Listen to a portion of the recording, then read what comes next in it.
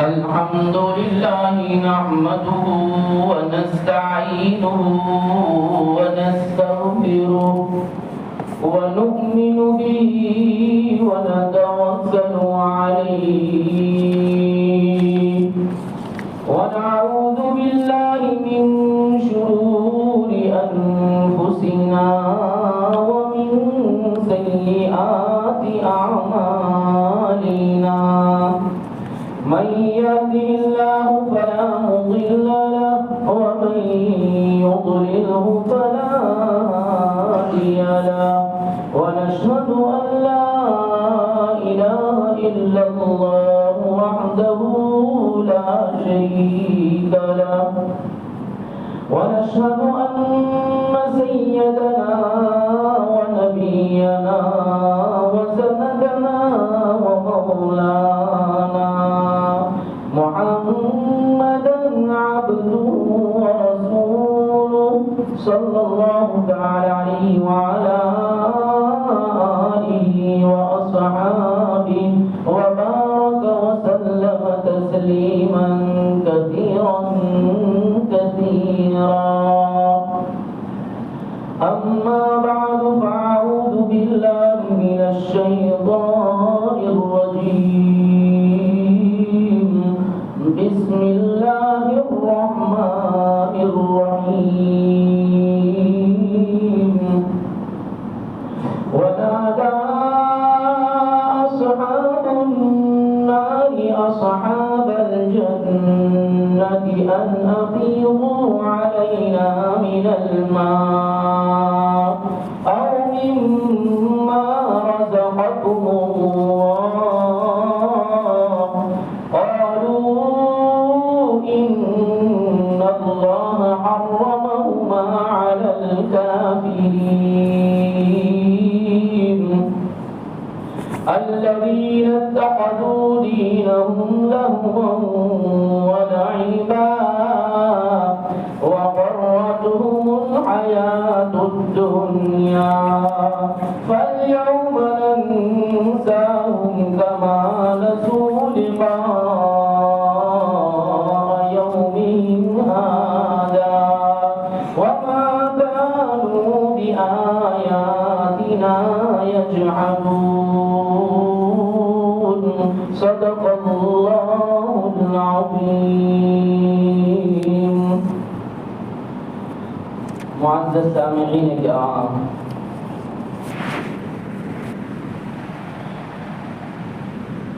سورہ اعراف جس میں اللہ تبارک و تعالی کبھی تو جہنم والے جنت والوں کو پکارتے ہیں، کبھی جنت والے جہنم والوں کو پکارتے ہیں، اور کبھی اصحاب اعراف جہنم والوں کو پکارتے ہیں. یہ تین قسم کی پکار کا ذکر فرمایا کہ جنت والے جہنم والوں کو پکاریں گے تو یہ پکارنا انذار کے لیے ہوگا، ان کو ڈرانے کے لیے ہوگا. جنتیوں کا جہنمیوں کو پکارنا ڈرانے کے لیے ہوگا، اور اصحاب اعراف جو جہنم والوں کو پکارتے ہیں وہ ان کو شرمندگی کے لیے پکارنا ہوگا، ان کو شرم دلانے کے لیے. اور یہاں جہنم والے جنت والوں کو پکاریں گے.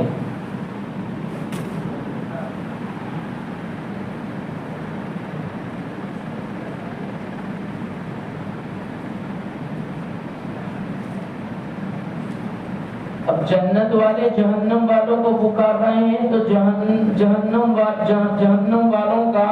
جنت والوں کو پکارنا بھیک کے اعتبار سے ہے، یعنی جہنم والے جنت والوں سے بھیک مانگیں گے. تو یہاں جہنمی جنتیوں کو پکار رہے ہیں. اب یہ پکارنا مفسرین فرماتے ہیں اس لیے ہوگا اور اس وقت ہوگا. صحیح نعیمی فرماتے ہیں کہ جب اللہ تبارک و تعالی اصحاب اعراف کو جنت میں جانے کا فیصلہ کر دیں گے اور جنت میں جانے کی اجازت دے دی جائے گی، اس وقت اللہ کی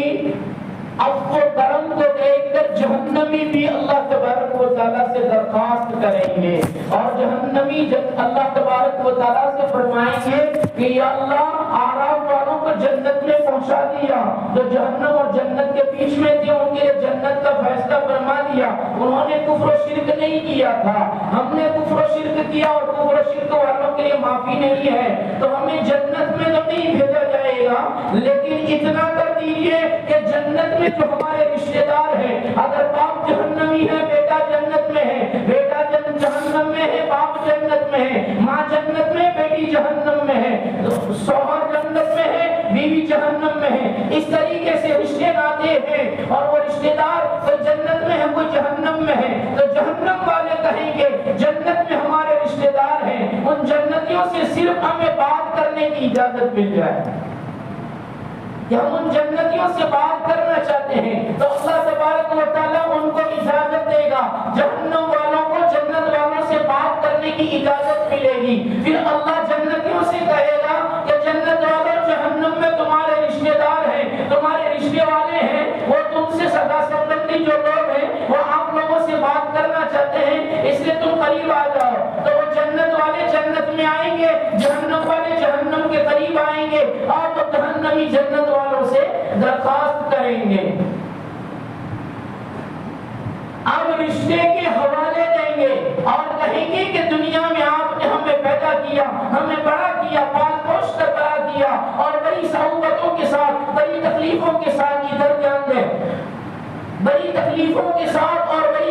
बड़ी कुर्बानियों के साथ आप लोगों ने हमें पाला बड़ा किया और आप हमसे बहुत मोहब्बत करते थे, आप हमारी माँ हैं, आप हमारे बाप हैं, आपने हमसे बहुत मोहब्बत की है, इसलिए आज तुमसे हम रिश्ते का वास्ता देकर कहते हैं वनादा अस्हाबुन नार अस्हाबल जन्नह,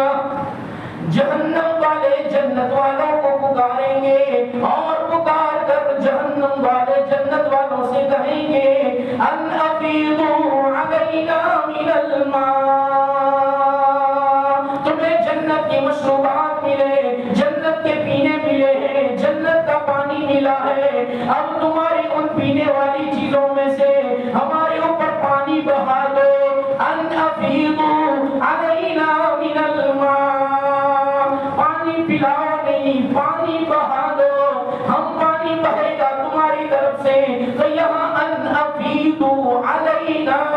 अफीदू कहा हम पर बहा दो, मिनल मा पानी को। मुफस्सिरीन फरमाते हैं जहन्नम में झुलस गए होंगे, इसलिए बदन में जलन हो रही है, प्यास भी शिद्दत की लगी है, भूख भी शिद्दत की लगी है, लेकिन भूख से ज्यादा प्यास तरपाया करती है, भूख से ज्यादा प्यास का एहसास ज्यादा हुआ करता है, इसलिए जहन्नमी लोग अपने प्यास का पहले जिक्र फरमाएंगे और कहेंगे अन अफीदू अलैना मिनल मा, हम पर पानी बहा दो, इसलिए कि पानी बहाओगे इस जन्नत के पानी से, जन्नत के ठंडे पानी से हम गुजर करेंगे तो बदन में जो जलन है, जहन्नम की जो जुलस है, वो जुलस और जलन दूर हो जाएगी और उस बहते हुए पानी से तो तुम जन्नत से बहाओगे, उस पानी को पिएंगे तो हमारी अंदर की प्यास भी बुझ जाएगी, इसलिए हम पर पानी बहा दो, पिलाओ नहीं बहा दो। कि अल्लाह ने आपको दुनिया में बहुत जन्नत में बहुत नेमतें अता फरमाई, बेहतरीन मशरूबात आपके लिए, तो एक नहर शहद की है, एक नहर दूध की है, एक नहर शराब की है, जिसमें नशा नहीं है, जिसमें थकान नहीं है और दिमाग मारूफ भी नहीं होता, और तुम्हारे एक साफ शफाफ पानी की भी नहर है। इतनी सारी नहरों के मालिक बनाए गए, जरा नहर का दहाना खोल दो, जरा हमारे लिए भी बहा दो ताकि हमारा भी काम बन जाए, इसलिए कि हम तुम्हारे दुनिया में रिश्तेदार थे। अब साहिब तिबियान और कुरान फरमाते हैं कि पानी इतनी अजीम नेमत है कि जहन्नम वाले भी بھوک کا سوال نہیں کریں گے، پانی کا سوال کریں گے۔ اس لیے روایت بیان فرمائی حضرت ابو ہریرہ رضی اللہ عنہ راوی ہیں صحیح تبیان القرآن میں، بخاری شریف کے حوالے سے روایت بیان فرمائی حضرت ابو ہریرہ رضی اللہ عنہ فرماتے ہیں اللہ کے رسول صلی اللہ علیہ وسلم نے فرمایا ایک آدمی بہت پیاسا تھا اور پانی کی طلب میں وہ چل رہا تھا، چلتے چلاتے اس کو ایک کنواں نظر آیا اور وہ کنویں کے اوپر گیا، لیکن کنویں پر نہ ڈول ہے نہ رسی ہے۔ اب اس کو پیاس بڑی شدت سے لگی ہے اور پیاس کی شدت کی وجہ سے اس کو اپنی جان کا خطرہ ہے۔ وہ کنویں میں اترتا ہے اور کنویں میں اترنے کے لیے ایسی سیڑھیوں جیسا بنایا جاتا ہے، ایسے پگڈنڈیوں اور درجات بنائے جاتے ہیں،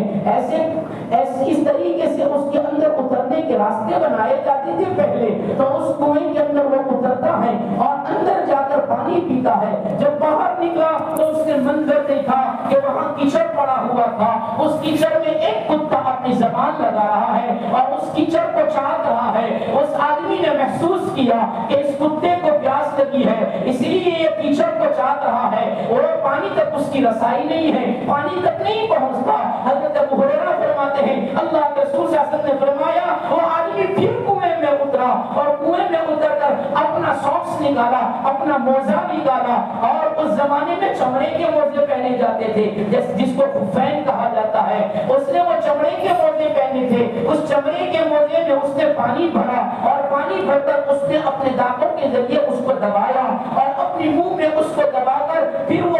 پکڑتے اوپر چڑھا اور اپنی موزے میں جو پانی بھر کر لایا تھا اس پانی کو اس کتے کے سامنے ڈالا۔ اس کتے نے اس پانی کو پیا، اس کتے کے پانی پینے پر اللہ نے اس کی مغفرت فرما دی۔ تو صحابہ میں سے ایک صحابی نے پوچھا یا رسول اللہ صلی اللہ علیہ وسلم جانوروں پر اس طرح رحم کرنے سے بھی نیکی ملتی ہے؟ اللہ کے رسول صلی اللہ علیہ وسلم نے فرمایا ہر تر جگر والے پر نیکی کرنے کا اجر ہے، ہر جگر رکھنے والے پر نیکی کرنے پر اللہ اجر اور ثواب دیتا ہے۔ یہ بخاری شریف کی روایت۔ حضرت انس بن مالک رضی اللہ عنہ کی ایک روایت صاحب تبیان القرآن نے بیان فرمائی اور فرماتے ہیں راوی انس بن مالک رضی اللہ عنہ ہے کہ دو دوست تھے، ایک نیک تھا ایک گنہگار تھا، دونوں سفر کر رہے تھے اور جنگلوں کا سفر تھا اور جنگل کے سفر میں دونوں نے پانی تقسیم کر لیا تھا۔ نیکی والے کے پاس اس کا پانی اور گنہگار کے پاس اس کا پانی۔ یہ نیک صالح آدمی تھا، جنگل چلتے چلا کے پانی پیتا رہا یہاں تک کہ اس کا پانی پورا ہو گیا۔ اب اس کے پاس پانی نہ رہا، اب پانی کی پیاس لگی اور شدت پیاس میں اس کو جانکنی کا عالم آیا، یہاں تک کہ وہ بے ہوش ہو کر گر گیا۔ بے ہوشی کے عالم میں پڑا ہوا تھا وہ گنہگار، اس کا دوست جس کے پاس اپنی دور میں اپنے حصے کا پانی تھا، اس نے خیال کیا اور سوچا کہ اگر میں نے اس کو پانی نہ پلایا اور اس کو اگر ہوش میں نہ لایا اور اگر وہ مر گیا تو پھر مجھے زندگی میں کبھی خیر نہیں ملے گی۔ اس لیے زندگی میں اگر خیر چاہتا ہے، بھلائی چاہتے ہیں تو اس کو پانی پلانا چاہیے۔ اس نے اللہ پر بھروسہ کر کے اس کی چہرے کے اوپر پانی چھڑکا اور اس نے آنکھیں کھولی، اور جب آنکھیں کھولی اس نے منہ چوڑا کیا، اس نے اپنے حصے کا پانی اس کے منہ میں ڈالا، اس نے پانی پیا، وہ بیٹھ گیا اور اس کو سکون ہو گیا اور اس کا بھی پانی پورا ہو گیا۔ وقت آنے پر دونوں کا انتقال ہوا۔ اللہ کے رسول صلی اللہ علیہ وسلم نے فرمایا، انس بن مالک رضی اللہ عنہ راوی ہے، فرمایا کہ قیامت کے دن اللہ تبارک و تعالیٰ اس گنہگار کو جہنم کا فیصلہ فرمائیں گے اور وہ نیکوکار ہے اس کو جنت کا فیصلہ کیا جائے گا۔ جہنم کے فرشتے جب اس کو پکڑ کر جہنم کی طرف لے جا رہے ہوں گے، اور جہنم میں جانے والا وہ آدمی، وہ گنہگار اس نیک صالح کو جنت میں دیکھے گا اور جنت میں دیکھ کر اس کو پکار کر کہے گا کہ بھائی تو نے مجھے پہچانا؟ وہ کہے گا میں نہیں پہچانتا،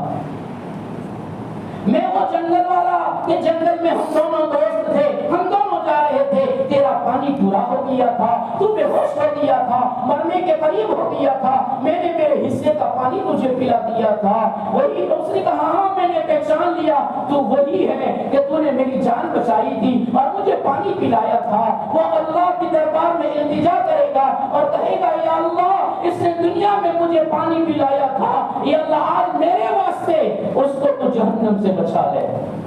میرے واسطے۔ حضرت انس بن مالک فرماتے ہیں اللہ سے جب یہ التجا کرے گا تو اللہ فرمائے گا جہاں میں تیرے واسطے اس کو معاف کرتا ہوں، اور پھر وہ جنتی اس کا ہاتھ پکڑ کر جہنم میں جانے والے کو ہاتھ پکڑ کر جنت میں پہنچا دے گا۔ یہ پانی اتنی عظیم نعمت ہے، اس کی قدر کرو اور جہاں ضرورت ہے اس کا انتظام کرو۔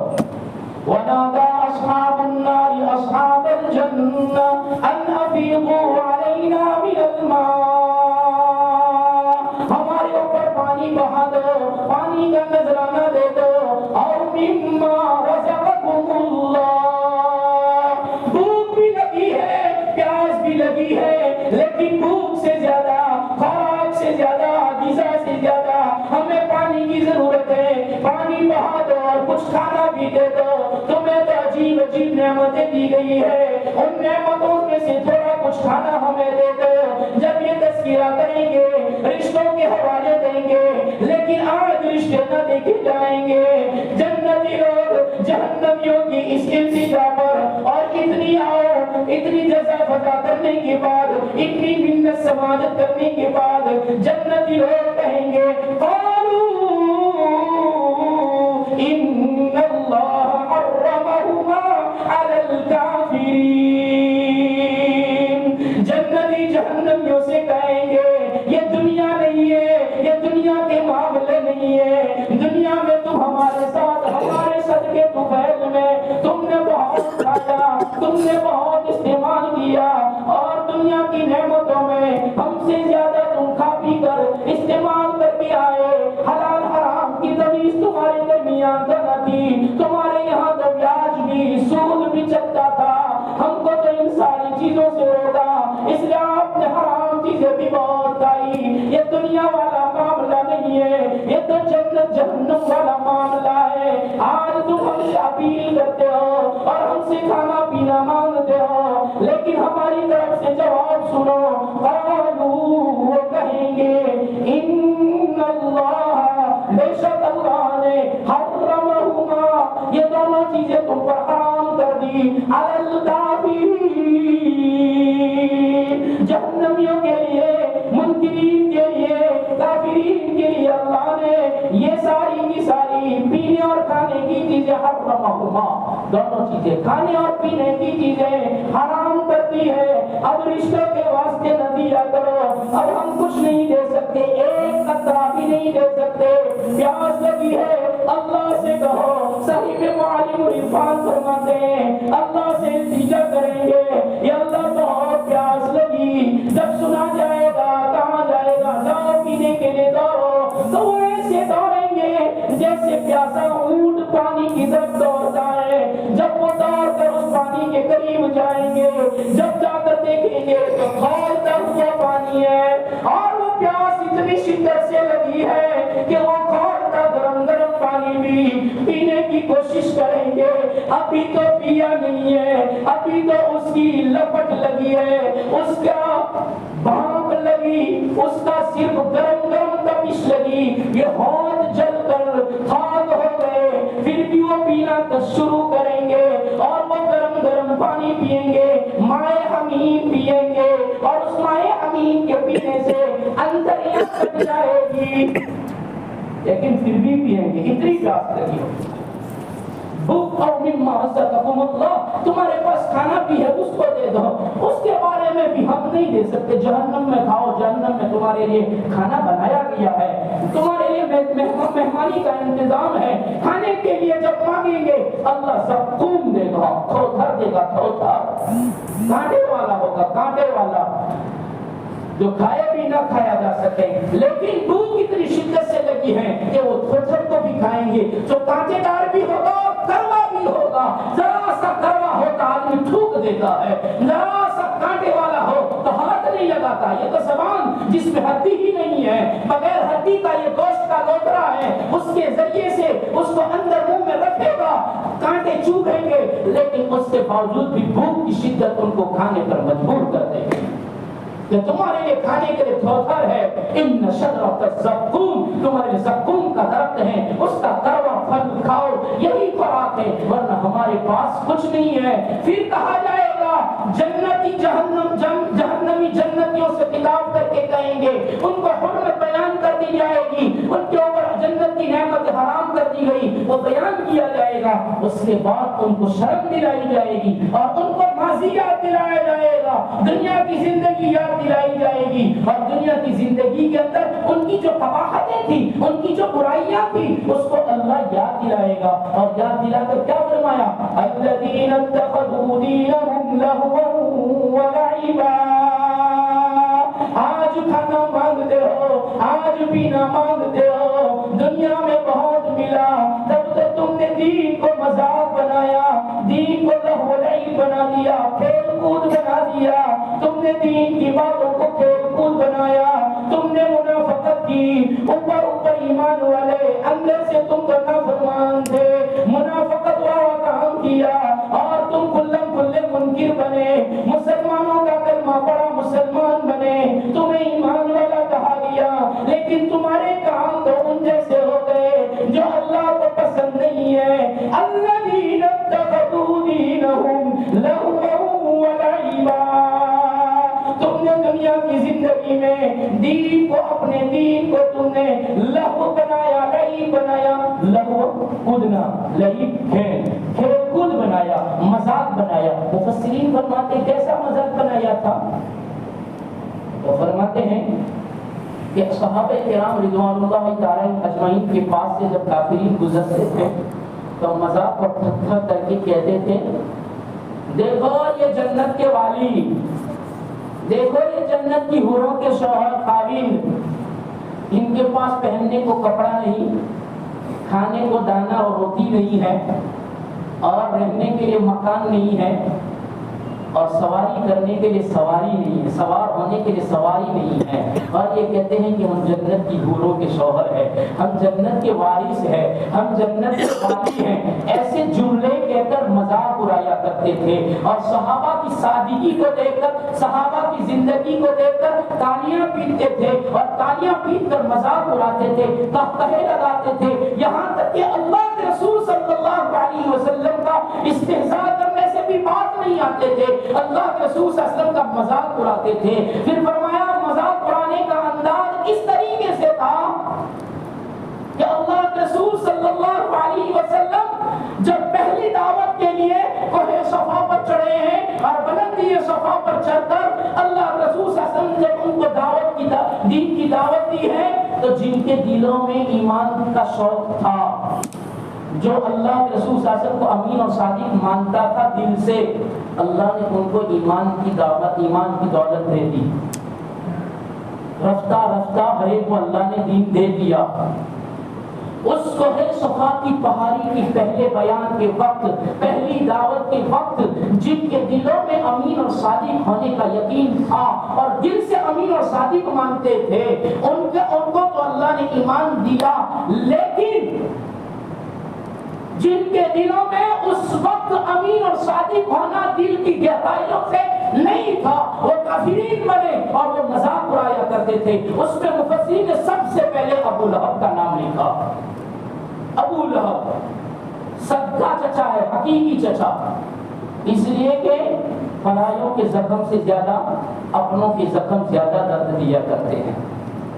اس لیے سب سے پہلے ابو لہب کا نام آتا ہے۔ اور مفسرین فرماتے ہیں جب اللہ کے رسول صلی اللہ علیہ وسلم نے جب یہ حق بات کہی ہے تو لوگوں نے تو صرف نفرت کا اظہار کیا اور کہا ایسا نہیں ہو سکتا، ہم نے 360 رکھے، ان سے کام نہیں بنتے تو ایک اکیلا کیسے کر سکتا ہے، ہماری سمجھ میں نہیں آتا، اس سے آگے کچھ نہیں کہا۔ لیکن اس نے تو اللہ کے رسول کی بات کو مانا بھی نہیں بلکہ اللہ کے رسول کا مذاق بنایا، اور اللہ کے رسول صلی اللہ علیہ وسلم کے لیے بد دعا کا جملہ استعمال فرمایا۔ تین کام کیے اس نے، انکار بھی کیا، مذاق بھی کیا اور بد دعا بھی دی۔ اب تبت لگا لہذا جمعتنا یا محمد، یہ اس کے جملے تھے، بد دعا تھے، تو برباد ہو جائے، تیرا ستیہ ناش ہو جائے، تو ختم ہو جائے، او محمد تو نے ہمیں اس لیے یہاں جمع کیا تھا، اس لیے یہاں بلایا تھا، ہم تو تجھ پر بھروسہ بھروسہ کر کے آئے تھے، حقیقی چچا، سب کا چچا سب کے سامنے توہین کر رہا ہے، مذاق بنا رہا ہے، اور اس پر بس نہیں کی، مفسرین فرماتے ہیں یہ اسی کے اوپر الذین اتخذوا دینہم لہوا ولعبا، انہوں نے دین کو مذاق بنایا، اور اتنا مذاق بنایا کہ اللہ کے رسول صلی اللہ علیہ وسلم جہاں جہاں بھی دعوت لے کر جاتے تھے، دین لے کر جاتے تھے، ابو لہب پیچھے پیچھے آتا تھا، دوسرا کوئی پیچھا نہیں کرتا تھا، یہ تو پیچھا بھی کرتا تھا، اور پیچھے آ کر جب اللہ کے رسول صلی اللہ علیہ وسلم دعوت دے کر چلے جاتے تو وہ مذاق بناتا اور لوگوں سے کہتا تم لوگ کیسے ہو، اس کی بات کو مانتے ہو، یہ تو جھوٹا ہے، یہ تو ایسا ہے ویسا ہے، اور پھر مذاق کرتا اور لوگوں کو اسلام سے روکتا تھا، ایسی مذاق کرتا تھا، اور اس کے ساتھ اس کی بیوی ام جمیل یہ ایسا ساتھ دیتی تھی کہ اللہ کے رسول صلی اللہ علیہ وسلم جب بھی کہیں سفر کرتے اور ام جمیل کو پتا چلتا، ابو لہب کی بیوی کو، اللہ کے رسول کی چچی کو پتا چلتا کہ محمد سفر کرنے والا ہے، تو وہ کانٹے دار تہمیاں لا کر راستے میں رکھ دیتی تھی تاکہ محمد کو تکلیف ہو اور کانٹوں کی وجہ سے اس کو پریشانی سے گزرنا پڑے، اس لیے ایسا کرتی تھی۔ اور اللہ کے رسول صلی اللہ علیہ وسلم ہمیشہ تہجد کی نماز پڑھتے تھے، چند دن بیمار ہوئے تو تہجد پڑھنے نہیں اٹھے، تو ام جمیل نے ابتدائی اسلام میں اللہ کے رسول صلی اللہ علیہ وسلم کی طبیعت خراب تھی تو بیماری کی وجہ سے چند دن تہجد پڑھنے نہیں اٹھے، تو ام جمیل نے لوگوں کے اندر باتیں چلائی اور کہاں اس کے پاس جو شیطان آتا تھا وہ شیطان آنا بند ہو گیا، حضرت جبرائیل کو شیطان کہتی تھی، اور کہتی تھی کہ اس کے پاس جو وحی لے کر شیطان آتا تھا وہ شیطان آنا بند ہو گیا، اس لیے وہ رات کو اٹھتا نہیں ہے۔ اس طریقے سے اللہ کے رسول صلی اللہ علیہ وسلم کا مذاق بنائے ہوئے تھے۔ ابو لہب جس کا اصل نام ہے عبد العزیٰ،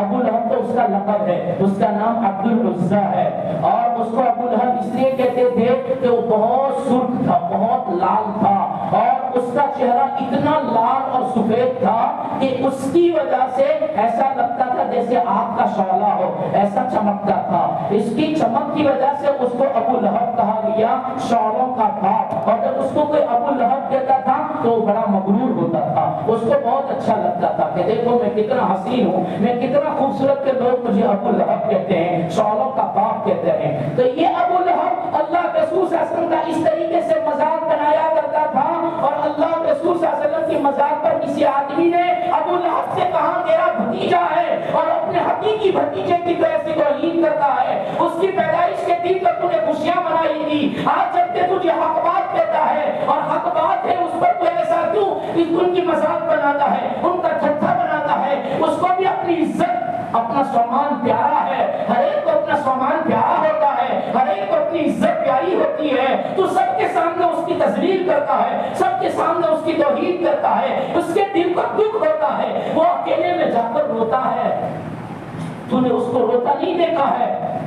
تیرا بھتیجا اکیلے میں جا کر روتا ہے اور رو کر اس کی زبان پر جملے ہوتے ہیں، وہ کہتا ہے آج میرا باپ نہیں اس لیے میرا چچا میرے ساتھ ایسا کرتا ہے،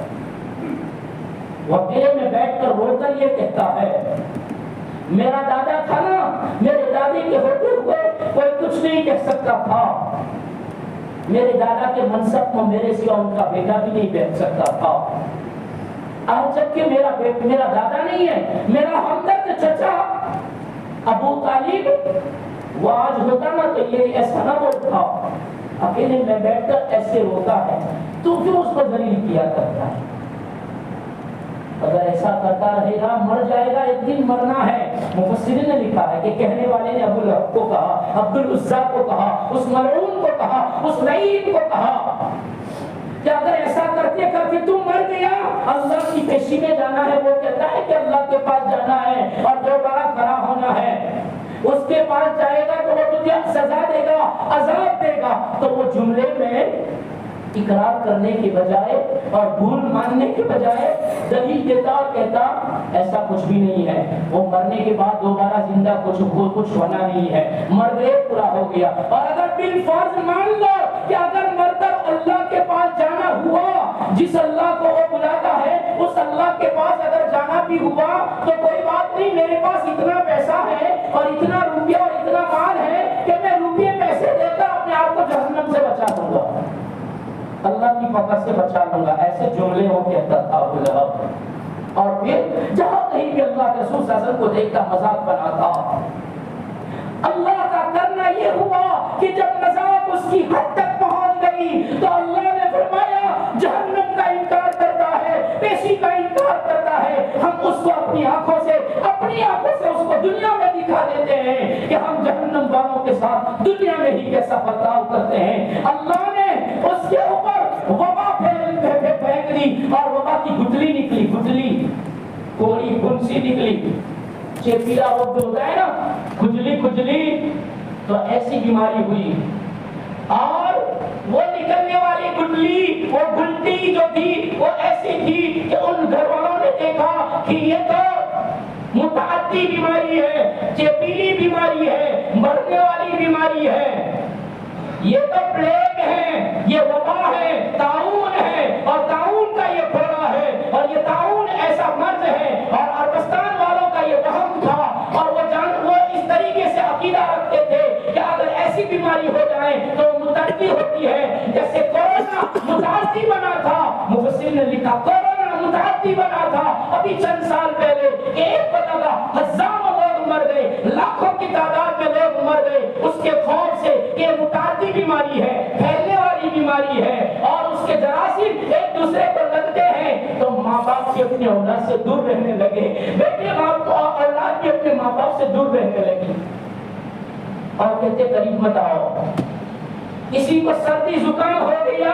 تو لوگ کہتے ہیں قریب مت آؤ، ماسک پہنو، مسجد میں مت آؤ، اور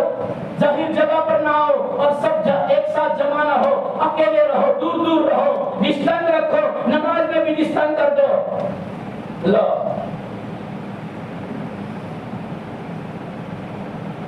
کہ متعدی بیماری ہے، اس کو طاعون رکھ دیا۔ عرب والوں نے کہا ابو لہب کو طاعون ہو گیا، ہم اس سے پہلے کہ بات رہ گئی، جب بدر کا موقع آیا اور بدر میں لوگ جانے لگے، بڑے بڑے سردار جانے لگے، ابو لہب نے کہا میں نہیں آؤں گا، میں نہیں آؤں گا، میری جگہ پر دوسرے کو لے جاؤ۔ اور اس نے اپنی جگہ پر دوسرا بھیجا کہ میری جگہ پر تو جا، اور اس کو بھیجا۔ پوچھا کہ تو کیوں نہیں آتا بدر میں؟ ڈر لگتا ہے؟ تو کہاں اس بات کا ڈر ہے کہ محمد اللہ کا رسول ہے۔ مذاق اڑانے والا کہتا ہے محمد اللہ کا رسول ہے، اور اللہ اس کی اللہ کی مدد اس کے ساتھ رہتی ہے۔ کہیں بدر کے میدان میں آ گیا اور اس کے رب کی مدد آ گئی تو میں مارا جاؤں گا، اس لیے موت کے ڈر سے اس نے کہا میں بدر میں نہیں آتا، میری جگہ کسی اور کو لے جاؤ۔ کسی اور کو بھیج دیا، بدر میں نہیں گیا۔ اللہ نے بتایا کہاں تک جائے گا اور کہاں سے بچے گا، ہم تیرے بدن میں بیماری ڈال دیتے ہیں، تجھ سے محبت کرنے والے بھی تجھ سے نفرت کریں گے۔ عرب والوں نے کہا یہ متعدی بیماری ہے، طاعون ہے، پورے مکہ میں پھیل جائے گا، پورے مکہ کے اندر پوری بستی ہلاک ہو جائے گی، اور جب طاعون پھیلتا ہے تو بستیوں کی بستیاں ہلاک ہو جاتی ہے، انسانیت مر جایا کرتی ہے، اس لیے اس کو یہاں سے نکالو۔ گھر والوں نے ام جمیل جو اس سے بہت محبت کرتی تھی اور اس کی ظلم میں وہ ساتھ دیا کرتی تھی، ام جمیل نے عتبہ اور عتیبہ، اس کے دو بیٹے عتبہ اور عتیبہ ابو لہب کے، جس نے اللہ کے رسول صلی اللہ علیہ وسلم کی بیٹیوں کو طلاق دی تھی، ان اولاد نے اس بیوی نے کہا اس کو یہاں سے نکالو، گھر میں بھی نہیں رکھیں گے، گھر سے نکال دیا، مکے سے باہر پھینک دیا، یہیں رہو۔ بے کسی کی عالم میں کئی مدت تک وہ رہا، اور کئی مدت کے بعد جب اس کی موت ہوئی ہے، موت کے ہوتے ہی اس کی بدن میں سے بدبو پھیلنے لگی، اور ایسی متعفن اور ایسی بدبو تھی کہ کوئی قریب نہیں جاتا تھا۔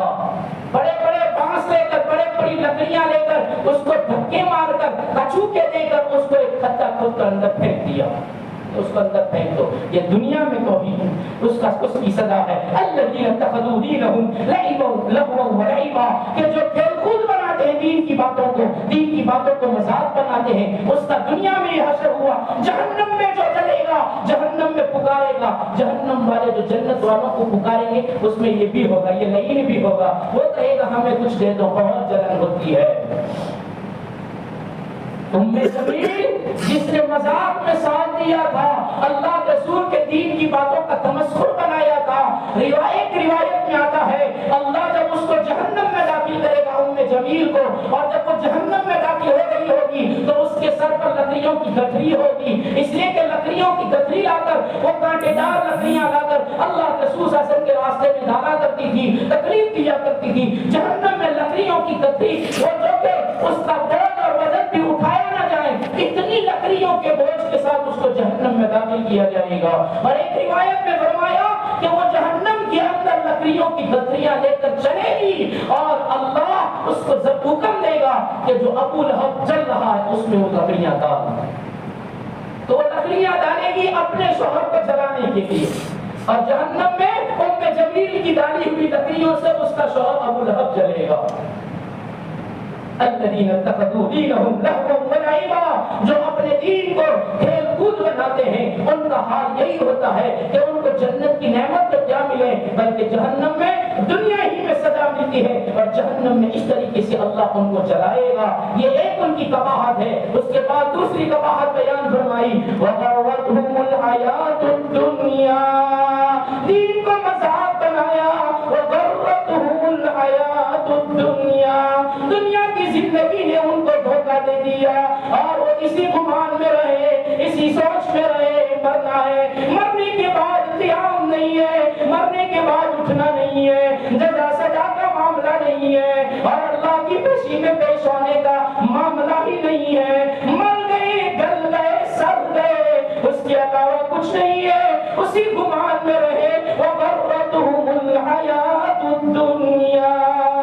دنیا کی زندگی نے ان کو دھوکے میں ڈال دیا۔ دنیا کہتی رہی یہی مزے کر لو، یہی جو کچھ کرنا ہے کر لو، اگر حلال حرام کی تمیز بھی نہیں کرنا ہے کوئی بات نہیں، کوئی نہیں دیکھتا، حرام کر لو کوئی نہیں دیکھتا، حرام کھا لو کوئی نہیں دیکھتا، کسی کی چرا کر پی لو کوئی نہیں دیکھتا، کسی کے نلکے میں سے اس کو پوچھے بغیر اجازت کے پانی لے لو کوئی نہیں دیکھتا، بغیر اجازت کے پانی بھی لیا تو وہ بھی تمہارے لیے حرام ہے۔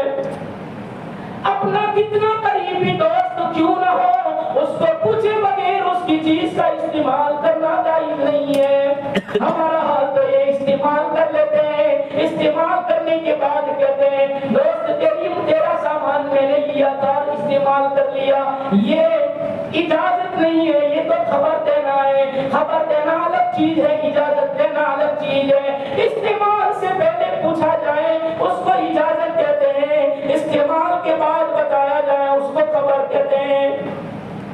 اب آپ نے لیدو ہے تو بس ادھر کے قسم ہوگا نہیں، استعمال سے پہلے پوچھنا اس کو اجازت کہتے ہیں۔ دنیا نے ان کو دھوکے میں ڈال دیا۔ قصائی رحمت اللہ علیہ فرماتے ہیں کہ عاد کا بیٹا شداد وہ اپنے انبیاء کی کتابیں بہت پڑھتا تھا۔ شداد کی بات کہ وہ انبیاء کی کتابیں بہت پڑھتا تھا، جب ان کتابوں میں جنت کا ذکر آتا تھا تو وہ بہت خوش ہوتا تھا، اور جنت کا ذکر پڑھ کے اس نے ایک دن کہا کہ ایسی جنت مجھے دنیا میں بھی بنانا ہے۔ کوئی پیغمبر نہیں آیا، پیغمبروں کی کتابیں پڑھتا تھا، اور کتابیں پڑھ کر اس نے جنت کے تذکرے بڑے خوش ہوا، اور اس نے جنت دنیا میں بنانا چاہیے۔ تو کس انداز سے بڑا عجیب واقعہ بیان فرمایا مفسرین نے، اس نے دنیا میں جنت بنانے کا فیصلہ کیا۔ اس کے پاس 1000 وزراء تھے، وزیر لوگ 1000 تھے، اس میں سے ایک وزیر کو اس نے بلایا، 1000 میں سے ایک وزیر کو بلایا جو اس کا بہت قریبی تھا۔ اس کو بلا کر کہا کہ دانش مندوں کو، انجینئروں کو بلاؤ۔ دانش مندوں کو، انجینئروں کو وزیر بلا کر لایا، اور جب وہ بلا کر لایا تو اس شداد نے ان انجینئروں سے اور ان عقل مندوں سے کہا، دانش مندوں سے کہا کہ ہمارے ملک میں ایسی جگہ ہو جو وسیع ہو اور عمدہ ہوا والی ہو، کہ جہاں آب و ہوا بہت عمدہ ہو اور اس کے پاس نہریں بھی ہو اور درخت بھی بہت زیادہ ہو، ایسی جگہ ہونی چاہیے، ایسی جگہ کا انتخاب کرو۔ پوچھا کیوں؟ انجینئروں نے پوچھا کیا بنانا ہے؟ کہا ہمیں جنت بنانی ہے۔ انجینئر کا جنت؟ کہاں ہم جنت بنائیں گے، بہشت بنائیں گے۔ انجینئروں کو کہا ایسی جگہ تلاش کرو، اور پھر تلاش کرنے کے بعد مجھے بتاؤ کیا کرنا ہے، پھر میں بعد میں بتاؤں گا۔ انجینئروں کو لے کر، دانش مندوں کو لے کر وزیر ملک یمن میں نکلا، اور ملک یمن کے حصے میں جس کو عدن کہتے ہیں، اس جگہ کا نام عدن لکھا مفسرین نے، ملک یمن کے اس علاقے کی اس جگہ جس کا نام عدن تھا، اس جگہ پر لے کر وہ وزیر گیا، دانش مندوں نے، وزیروں انجینئروں نے دیکھا بہت بڑی جگہ ہے، بہت عمدہ ہے، ہوا بھی بہت عمدہ، درخت بھی ہے، نہریں بھی ہے، انہوں نے کہا اس جگہ پر وہ جو جنت بنانا چاہتے ہیں بنائیں گے، چاروں طرف سے 10 فرسخ زمین منتخب کی، 10 ادھر سے 10 ادھر سے 10 ادھر سے 10 ادھر سے، ایسا چوکور بنایا، چورس بنایا، اور پھر شداد کو خبر دی گئی کہ وہ جگہ کی چوائس ہو گئی ہے، انتخاب ہو گیا ہے۔ شداد نے وہ جگہ دی تھی، اب کہاں کہ اس کی بنیاد کے لیے پہلے ہمیں فصیل بنانا ہے، فصیل یعنی جس کو ہم کوٹ کہتے ہیں، کوٹ بنانا ہے، اس کا کمپاؤنڈ بنانا ہے، اس لیے وہ کھدواؤ، جب اس کو کھدوایا تو کہاں اس کا کوٹ ماربل سے بناؤ، سنگ مرمر سے بناؤ، اس کا کوٹ ماربل سے بنوایا، آدھا آدھا بنوایا، اس کے بعد کہا کہ جب یہ ہو جائے تو مجھے خبر دینا، جب چاروں طرف سے کھود کر ماربل کی وہ فصیل بنا دی گئی، کوٹ بنا دیا گیا، پھر شداد کو خبر دی گئی تو شداد نے وزیروں سے کہا ہم پورے دیش کے نہیں پوری دنیا کے ہم بادشاہ ہیں، کہاں آپ بادشاہ ہیں، پوری دنیا کے بادشاہ ہیں، تو کیا کرنا ہے؟ تو کہا کہ جتنی بھی سونے کی کانیں، چاندی کی کانیں، جواہرات کی کانیں، موتی کی کانیں، جتنی بھی کانیں اور کھانے ہیں وہ ساری کی ساری کھدوا کر جتنا بھی سونا چاندی جواہر موتی جو ہے وہ سب لے کر آؤ، اور ہمارے پاس ہمارے دربار میں جتنا سونا چاندی ہے وہ، اور دنیا میں جن جن کے پاس جتنا سونا چاندی ہے وہ سب لے کر آؤ۔ سارا کا سارا سونا چاندی وصول کر لیا گیا، اور سونا چاندی وصول ہونے کے بعد کہا اور کانوں سے بھی لا دیا گیا، کھانوں سے لا دیا گیا، اور کیا کرنا ہے؟ ایک اینٹ چاندی کی بناؤ، ایک اینٹ سونے کی بناؤ، اور پھر ان ماربلوں کے اوپر اس کو چن دو۔ سونے چاندی کی اینٹیں تو لایا، مشک و زعفران کا دارا کہاں سے لائے گا؟ کہاں بس اپنا جو سادہ ہے اسی سے اس کو چن دو، اور ایسے چنو اور ایسے جوڑو کہ گارا نظر نہ آئے، صرف سونا چاندی ہی نظر آئے، ایسی صرف بارڈر بناؤ، اس کا کمپاؤنڈ بناؤ، کمپاؤنڈ بنا دیا گیا سونے چاندی کی اینٹوں سے۔ پھر اس نے کہا کہ بیچ میں محل بناؤ سونے چاندی اور یاقوت کے، اور اس پر ہیرے لگاؤ، اور ایسا بناؤ، اور اس کے بالا خانے پر سونے چاندی کی درخت کی ٹہنیاں بناؤ، اس کے بالا خانے پر سونے چاندی کی شکل کی ٹہنیوں والا درخت بنائے گئے، اور کہا اس کے پیچھے جو نہریں ہیں اس پہ پھوارے لگاؤ، اور فرمایا پھوارے دار کہ اس کے پھوارے اڑ رہے ہو، اور اس کے ارد گرد اس کے بیچ میں مکان ہو، اور اس کے ارد گرد پھوارے لگ رہے ہو، اور اوپر سونا چاندی لگ رہا ہو، یہ ہماری جنت ہے، ایسا بناؤ، اور جب بن جائے تو ہمیں خبر دینا۔ قصائی فرماتے ہیں 100 سال لگے بناتے بناتے، 100 سال میں وہ جنت بنی۔ جب جنت بن گئی شداد کو کہا گیا تو پھر اس نے وزراء کو کہا اس کے اوپر فرش بچھاؤ،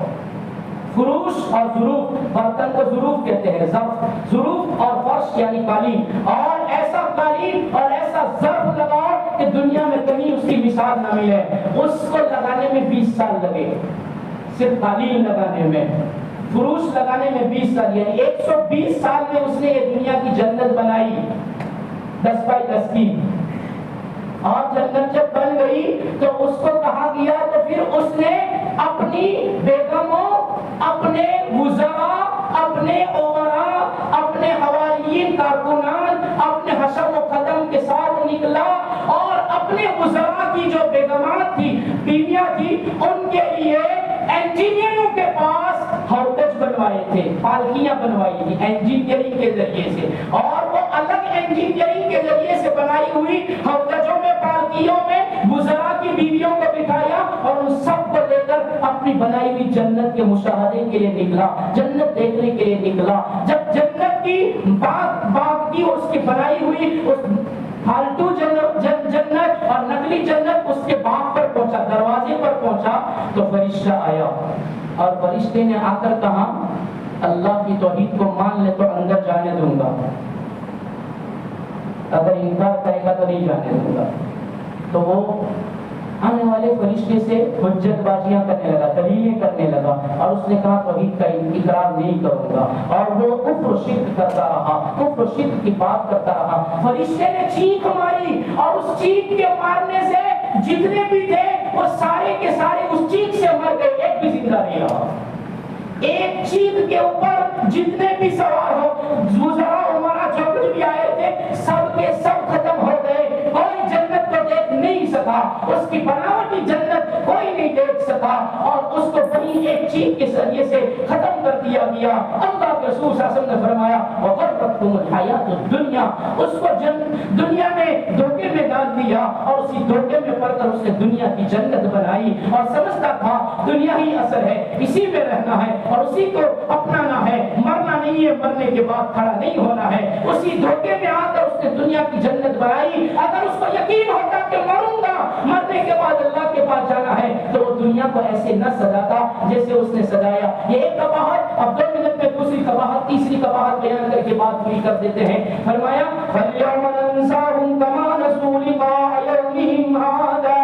اس دن ہم ان کو بھی بھلا دیں گے جیسا کہ انہوں نے دنیا میں ہمیں بھلا دیا۔ وَمَا كَانُوا بِآيَاتِنَا يَجْحَدُونَ، وہ ہماری آیتوں کا انکار کیا کرتے تھے، اب جب ان کے سامنے ہماری آیتیں بیان کی جاتی۔ مفسرین فرماتے ہیں اللہ کے رسول صلی اللہ علیہ وسلم کی روایتیں اللہ تبارک و تعالیٰ، علامہ ابن کثیر رحمۃ اللہ علیہ فرماتے ہیں اللہ تبارک و تعالیٰ قیامت کے دن بندے کو پوچھے گا کیا میں نے تجھے دنیا میں نعمتیں نہیں دی تھی، دنیا میں کتنی نعمتیں دی، اور میں نے تجھے سواریاں بھی دی، اونٹ گھوڑے بھی دیے، وہ ساروں کا اقرار کرے گا۔ اس کے بعد اللہ فرمائے گا اتنی ساری نعمتیں دینے والے منیم کے بارے میں تو اقرار کرتا تھا کہ نہیں، تو کہتا ہے نہیں میں تجھے نہیں مانتا تھا، وہ صاحب کہتے تھا کہ تجھے نہیں مانتا تھا، اتنی نعمتیں دینے والے منیم کو انکار کر دے گا۔ تو پھر اللہ فرمائے گا جا تو نے دنیا میں نعمتیں استعمال کر کے ہمیں بھلا دیا، آج ہم تجھ کو بھلا دیتے ہیں اور جنت کی نعمتوں سے ہمیشہ کے لیے تجھے محروم اور ونچت کر دیتے ہیں۔ فَالْيَوْمَ نَنْسَاهُمْ كَمَا نَسُوا لِقَاءَ يَوْمِهِمْ هَٰذَا، ملاقات کے دن کو یعنی قیامت کے دن کو تو نے بھلا دیا تھا، آج ہم نے تجھے بھلا دیا۔ وَمَا كَانُوا بِآيَاتِنَا يَجْحَدُونَ، تم نے ہماری آیتوں کا انکار کیا، کفر و شرک کر کے دنیا کے مزے لے لیے، اب تمہارے لیے ہمیشہ ہمیشہ کی جہنم ہے۔ یہ اشعار یہ سورہ اعراف کے چند رکوع ہوئے تھے، 3-4 رکوع ہوئے۔ اللہ تبارک و تعالیٰ پورا مہینہ ہم سب کا کہنا سننا قبول فرمائے، عمل والی زندگی نصیب فرمائے۔ ابھی اعلانات باقی ہے، چند اعلانات کر لیتے ہیں پھر انشاءاللہ دعا کر لیتے ہیں۔ مرحومہ حجیانی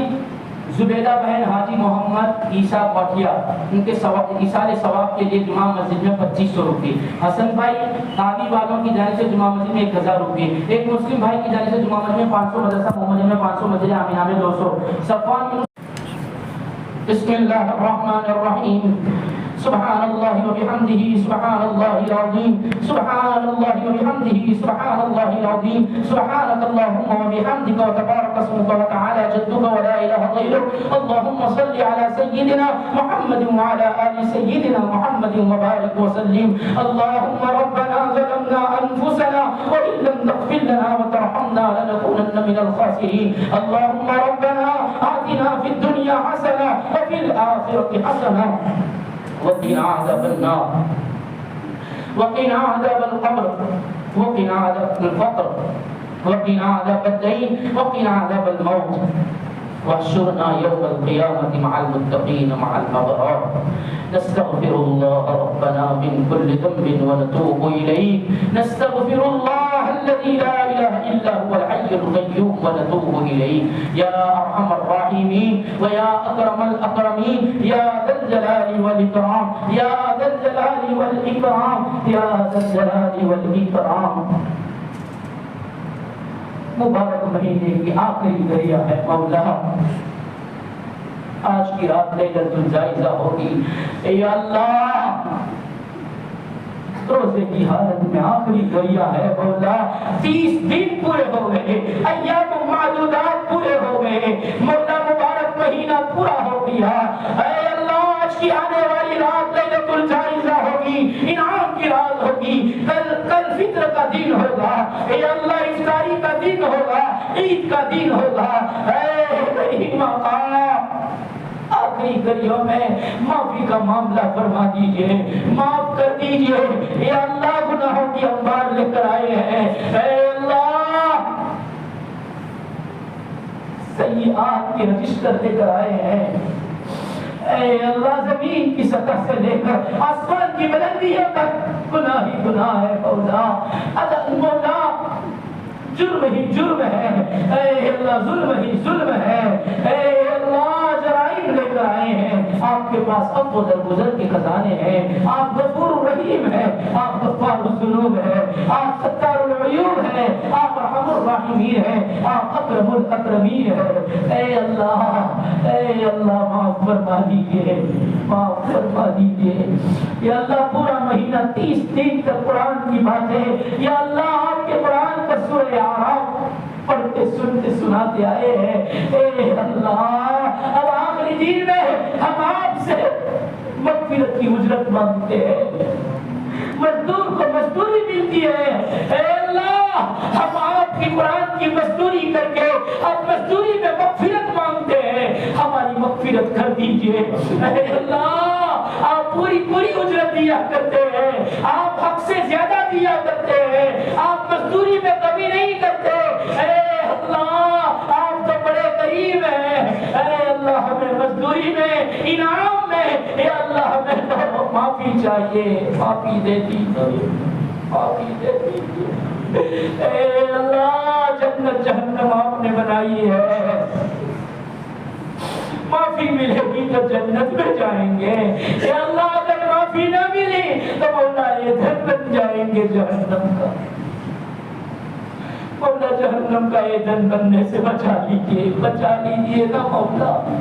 آخری دن میں آپ سے رو کر التجا کر رہے ہیں، اتنا بڑا مجمع، یا اللہ معصوم بچے بھی ہیں، نوجوانان اسلام بھی ہے، یا اللہ جن کی سجدے آپ کو بہت پیارے لگتے ہیں، جوانی کی خواہشات کو دبا کر قرآن کی محبت میں پورا مہینہ سنتے آ رہے ہیں، اے اللہ بڑے بزرگ ہیں، یا اللہ جن سے بیٹھا بھی نہیں جاتا لیکن مولا پھر بھی محبت میں بیٹھے ہیں، یا اللہ ان کے چہروں پر سفید ریش ہے، یا اللہ ان کے سروں پر سفید بال ہے، جن کی سفیدی سے آپ کو حیا آتی ہے، یا اللہ ان بڑے بزرگوں کی بزرگی کا واسطہ دیتے ہیں، ان کی کمزوریوں اور ان کی ویرانہ سالی کا واسطہ دیتے ہیں، یا اللہ آپ کی کمزور دل بندیاں وہ بھی مولا اپنے گھریلو کام کاج کو چھوڑ کر مولا قرآن کی باتیں سننے بیٹھ جاتی ہے، یا اللہ ان کی نرمیوں کا واسطہ دیتے ہیں،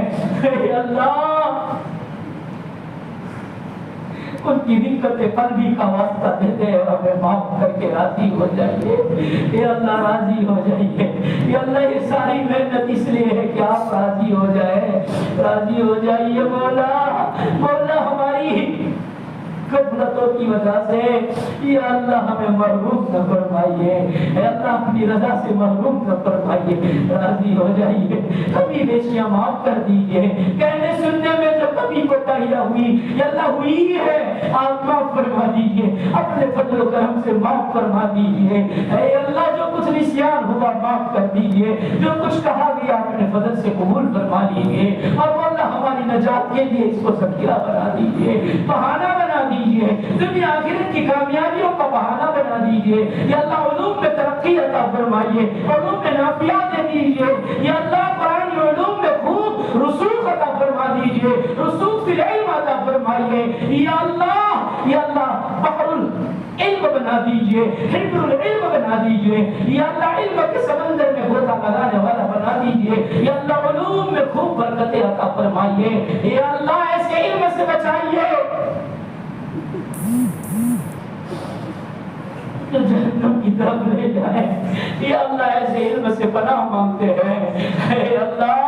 علماء سو میں سے بننے سے ہمیں پوری امت کے علماء کو بچائیے، علماء آخرت میں بنا دیجئے، علماء آخرت میں بنا دیجئے، اخلاص للہیت تقویٰ طہارت دے دیجئے، کہنا سننا اپنے فضل و کرم سے قبول فرما لیجئے، یا اللہ سب کی جائز تمنائیں اپنے فضل و کرم سے پوری فرما دیجئے، یا اللہ من و من مٹی کے نیچے سوئے ہوئے ہمارے مثال ثواب کے منتظر رہتے ہیں، ہم سب ان کے لیے دعا کر رہے ہیں، اے اللہ پورا مہینہ جتنا بھی قرآن پڑھا گیا سنا گیا یا اللہ اس کا ثواب مرحومین کی روح تک پہنچا دیجئے یا اللہ جنہوں نے جتنے قرآن کے دور کیے ان کے جتنے بھی رشتہ دار مرحومین ہیں یا اللہ خصوصاً ان تک اور عموماً امت کے تمام مرحومین کی روحوں تک سب کے قرآن پڑھنے کا ثواب پہنچا دیجئے یا اللہ ان کی قبروں کو نور سے منور فرمائیے جنت الفردوس میں اعلیٰ سے اعلیٰ مقام نصیب فرما دیجئے یا اللہ میرے والدین میرے اساتذہ کرام میرے سسر میرے جتنے بھی رشتہ دار اس دنیا سے چل بسے ہیں اے اللہ ان سب کی روحوں کو یا اللہ ان کی قبروں کو نور سے منور فرمائیے ان کی روحوں کو تازگی عطا فرما دیجئے جنت الفردوس میں اعلیٰ سے اعلیٰ مقام نصیب فرما دیجئے ہمیں ان کے لیے صدقہ جاریہ بنا دیجئے یا اللہ ماں باپ نے رو رو کر ہمارے لیے دعائیں کی راتوں کی تنہائیوں میں اٹھ کر ہمارے لیے مانگتے رہے یا اللہ آج ہم ان کے لیے مانگ رہے ہیں ان کی قبروں کو نور سے منور فرما دیجئے اپنی شاید شام ان کو جنت میں بہتر سے بہتر بدلا عطا فرمائیے یا اللہ امت کے بیماروں کو شفا عطا فرمائیے یا اللہ سارے لوگ آمین کہہ رہے ہیں یا اللہ آمین کو منظوریت دے دیجئے اے اللہ آنسوؤں کو منظوریت دے دیجئے اور وہ اللہ سب کے لیے تندرستیوں کے فیصلے فرما دیجئے سب کی چھوٹی بڑی بیماریاں دور فرما دیجئے لا علاج بیماریوں سے ہماری پوری امت کی حفاظت فرمائیے اور سب کو بہت عافیتیں عطا فرمائیے تندرستیاں عطا فرمائیے اے کریم آقا قید و بند والوں کے لیے رہائی کے انتظامات فرما دیجئے آخری گھڑیوں میں رمضان کی آخری افطاری سے چند منٹوں پہلے آپ سے التجا ہے یا اللہ دروازے مولا قید و بند کے دروازے کھول دیجئے اور ان کے لیے رہائی کے فیصلے فرما دیجئے یا اللہ ظلم و ستم کو ختم فرمائیے یا اللہ ناگہانیاں ختم فرما دیجئے یا اللہ مظلومین کی مدد فرمائیے یا اللہ فلسطین کے مسلمان ہو غزہ اور حماس کے مسلمان ہو پوری دنیا کے مسلمان جہاں کہیں بھی پریشان ہو سب کی پریشانیاں دور فرما دیجئے سب کی مدد فرمائیے نصرت فرمائیے بدر والوں کی طرح ہمارے لیے بھی مدد اتار دیجئے اگرچہ ایمان ہمارا اتنا مضبوط نہیں ہے لیکن مولا کمزوروں کے ساتھ آپ کی مدد کا وعدہ ہے ہم کمزوروں کی مدد فرمائیے آپ کے نبی صلی اللہ علیہ وسلم نے ہمیں اپنا بھائی کہا ہے یا اللہ اس اخوت کا واسطہ دیتے ہیں ہمارے لیے پوری امت کے لیے یا اللہ نصرتوں کے فیصلے فرما دیجئے تاہے اللہ تائیدوں کے فیصلے فرما دیجئے اے اللہ راضی ہونے کے فیصلے فرما دیجئے اتقم من النار کا فیصلہ فرما دیجئے اے اللہ دنیا آخرت بھلی بنا دیجئے پیارے آقا صلی اللہ علیہ وسلم نے رمضان کے اختتام پر لیلۃ الجائزہ میں آخری افطاری میں جتنی بھی خیر بھلائیاں دنیا آخرت کی کامیابیاں مانگی ہم بھی مانگتے ہیں اپنے فضل و کرم سے نبی کریم صلی اللہ علیہ وسلم کے صدقے طفیل میں وہ ساری خیر بھلائیاں ہمیں عطا فرما دیجئے اور جن شروع فتن آفتوں بلاؤں قبر اور جہنم کے عذابوں سے پناہ مانگی اپنے فضل سے نبی کریم صلی اللہ علیہ وسلم کے صدقے طفیل میں پناہ نصیب فرما دیجئے پورا مہینہ سننے والوں کو دنیا آخرت میں بہترین سے بہترین بدلہ عطا فرمائیے ہماری دعاؤں کو اپنے فضل سے تمام انبیاء صحابہ تابعین تابعین اولیاء کرام فی الحال جتنے بھی بندے بندیاں ہیں ان کی دعاؤں کے طفیل سارے مجمع کے آمین اور آنسوؤں کے طفیل اور محمد رسول اللہ صلی اللہ علیہ وسلم کے صدقے طفیل میں قبول فرما لیجئے وصلی اللہ علی النبی الکریم برحمتک یا ارحم الراحمین ایک اعلان سن لیجئے آئندہ کل سے یعنی عید کے دن سے